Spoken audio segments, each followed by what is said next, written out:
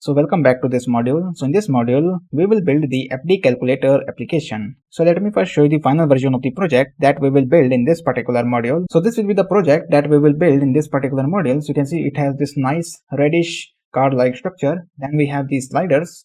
So by changing these sliders either left or right, we can actually update the value of this particular element.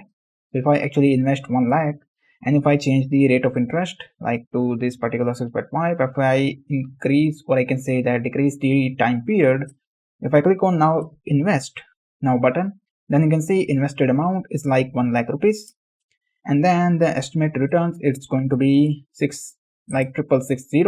So the total value will be like 1,06,660 rupees. All right, so this is actually a perfect value because the online FD calculator is also going to be calculate the same values. If I show you application, so you can see this is the grow.in, which is the most famous website used in India for the investing purpose. So if I actually here, you can see I have added the same values and the values are actually totally same. If I refresh the web page, then you can see on investment of 1 lakh rupees on an interest rate of 6.5%.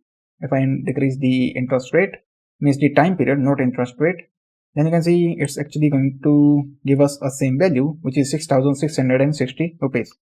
Now if I actually update the value here like 6.8 interest, and now if I actually increase the amount to like something 10 lakh rupees. Okay, so if I actually here enter the values manually, 10 lakh rupees, or if I actually do the same here also, like 10 lakh rupees, rate of interest is going to be 6.8. So you can see it's actually gives us 69,754. Click on, then you can see it's also gives us the value 69,754.